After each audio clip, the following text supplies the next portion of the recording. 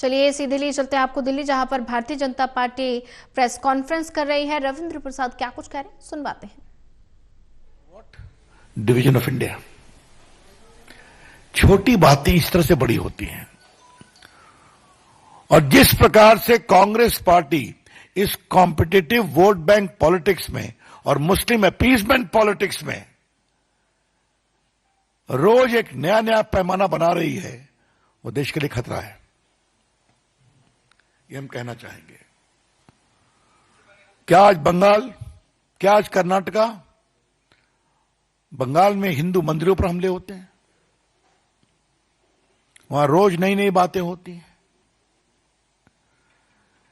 यह appeasement politics कहां तक जाएगी, हम कहना उठाना चाहते हैं। कोई लिमिट होगा इसका? क्या आगे से मुसलमानों के लिए अलग लाइन लगेगी?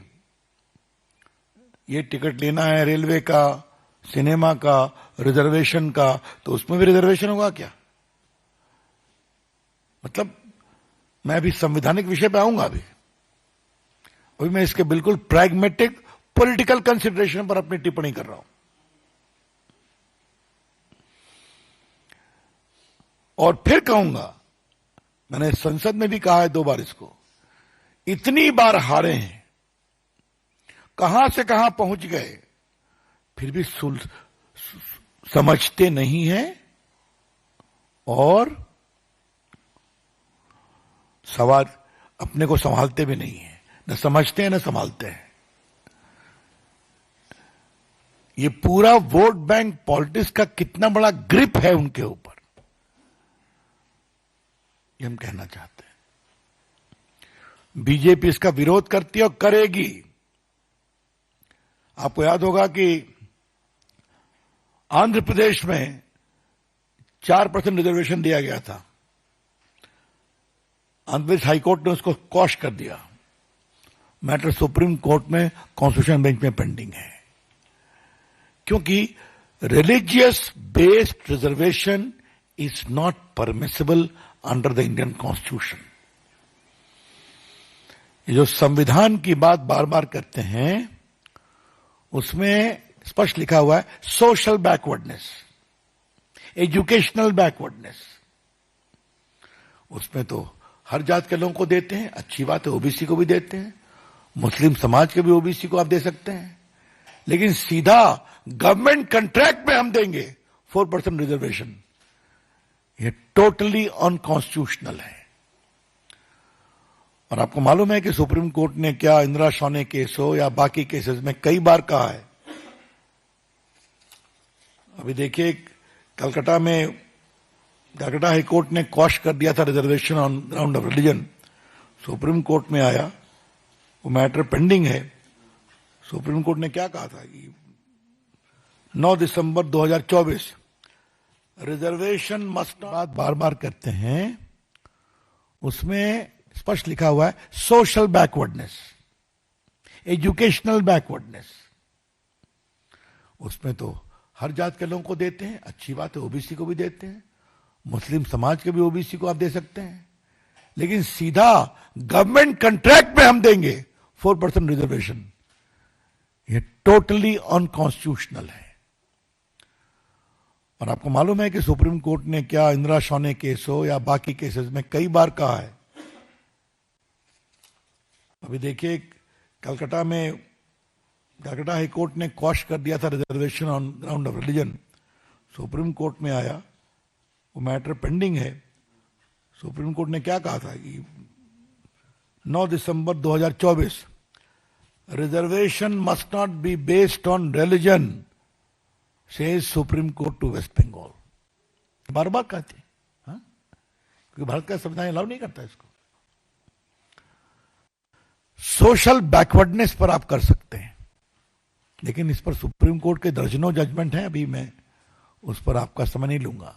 लेकिन ये एक वेल सेटल्ड प्रिंसिपल है। कोई सोशली एजुकेशनली बैकवर्ड है, उसका बैकवर्डनेस आप डिसाइड करिए, सर्वे करिए, उसको डाल दीजिए। लेकिन सीधा एक कम्युनिटी, रिलीजियस कम्युनिटी के बेसिस पर हम रिजर्वेशन दें, यह परमिसिबल नहीं है। मनमोहन सिंह ने वही शुरू किया था, आपको याद होगा। Muslims have the first right over the national resources. और राहुल गांधी तो उनसे भी आगे कह गए कि कांग्रेस मुसलमानों की पार्टी है। अमेरिका में कहा था कि मुस्लिम लीग सेक्युलर पार्टी है। मित्रों, आज देश के सामने हम दूसरी बात कहना चाहते हैं और बड़ी कृपा होगी अगर आप इसको अपने तरीके से बताएं और दिखाएं। इस देश में दो धाराएं हैं। एक धारा है मौलाना आजाद की, अब्दुल हमीद की, एपीजे कलाम की, उसके बाद रहीम रस खान, मलिक मोहम्मद जायसी की, अशफाकुल्ला खान की। एक धारा ये है और दूसरी धारा तो आप जानते ही हैं, जिन्ना चले गए, जिन्ना की पॉलिटिक्स करने वालों को छोड़ गए। राहुल गांधी का कहा था ना कि मुस्लिम लीग इज सेक्युलर पार्टी, याद होगा आपको, अमेरिका में उनका स्टेटमेंट था। तो हम कैसे उस समाज के नेताओं को पैदा कर रहे हैं, ये बड़े सवाल है। हम बिल्कुल पक्ष में हैं। आज देखिए मोदी जी की सोच कि अंडमान में परमवीर चक्र अवार्डी के नाम पर टापू की घोषणा की गई, तो एक अब्दुल हमीद के भी नाम पर है। एपीजे कलाम को तो राष्ट्रपति हमारी सरकार ने बनाया था, अटल जी की सब थे प्रधानमंत्री तब। मौलाना आजाद की सोच का हम सभी सम्मान करते हैं। तो ये जो पूरी सोच है, आज चूंकि इस विषय पर प्रेस कर रहा हूं तो अपने एक अनुभव को आपसे शेयर करने की इच्छा है। अटल जी की सरकार में मैं इंफॉर्मेशन ब्रॉडकास्टिंग मिनिस्टर था, तो मुझे भारत पाकिस्तान के क्रिकेट को देखने का निमंत्रण मिला था लाहौर में। अटल जी से पूछा, कहा जाओ देखाओ क्या हो रहा है। ऐसा हुआ कि जहीर खान ने और इरफान पठान ने शुरू के 3-4 बॉल ओवर में ही 4-5 पाकिस्तानियों को आउट कर दिया।